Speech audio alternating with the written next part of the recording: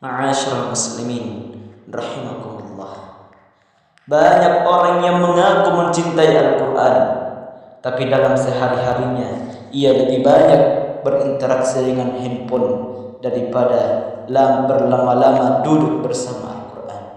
Jemaah sekalian, bagaimana mungkin kita dikatakan mencintai Al-Quran sementara kita tahan berlama-lama memainkan HP dan rasa kantuk datang saat menyentuh Al-Quran? Seseorang yang dirundung cinta, jamaah sekalian, hatinya akan senantiasa terpaut, bibirnya selalu menyebut ia akan merindukannya saat ia jauh darinya dan memutuskan segala sesuatu kecuali bersamanya. Ibaratnya, menurut Sayyidina Ali, dia adalah tawanan yang tidak bisa lepas dari yang dicintainya.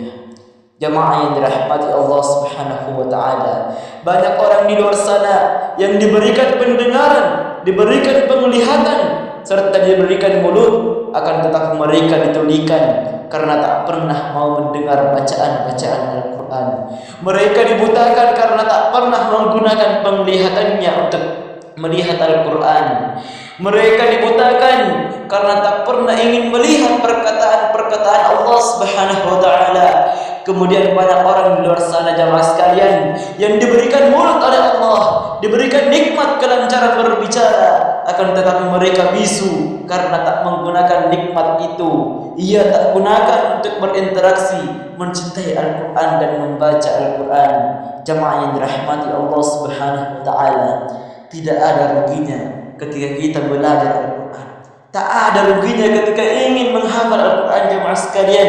Banyak manfaat yang diberikan oleh Allah Subhanahu wa ta'ala. Dalam sebuah hadis dikatakan, siapa yang membaca Al-Quran kemudian ia terbata-bata di dalam membacanya, maka ia mendapatkan dua pahala.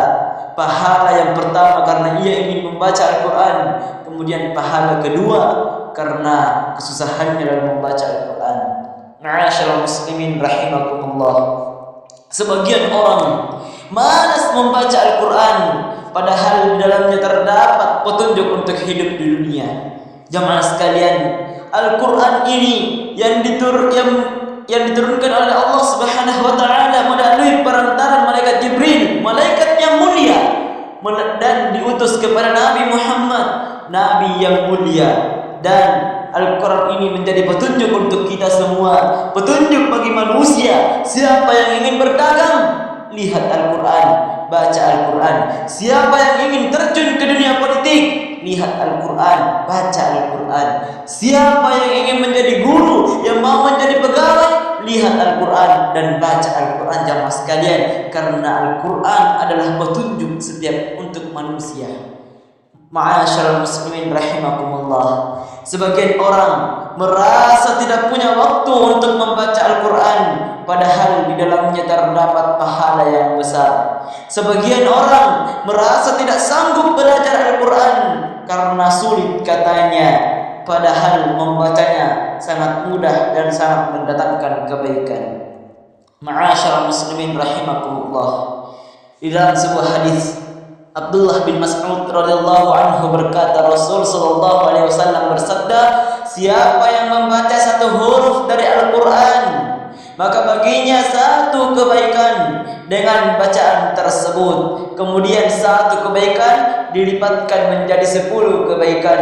Dan aku tidak mengatakan alif lam mim itu satu huruf, akan tetapi huruf lam satu huruf, alif satu huruf, lam satu huruf, dan mim satu huruf. Ma'asyiral muslimin rahimakumullah. Hadis ini diriwayatkan oleh Imam Tirmizi dan disahihkan di dalam kitab Sahih Al-Jami' nomor 6469. Jamaah yang dirahmati Allah Subhanahu wa ta'ala, begitu banyak manfaat Al-Quran dalam kehidupan kita. Karena jamaah sekalian, sesibuk apapun Anda, sesibuk apapun kalian, sesibuk apapun kita, sisihkan waktu kita untuk belajar Al-Quran. Begitu banyak waktu yang diberikan Allah Subhanahu wa ta'ala kepada kita, 24 jam per hari, jamaah sekalian. Sisihkan 30 menit hanya untuk membaca Al-Quran, karena Al-Quran ini sebagai petunjuk untuk kita semua.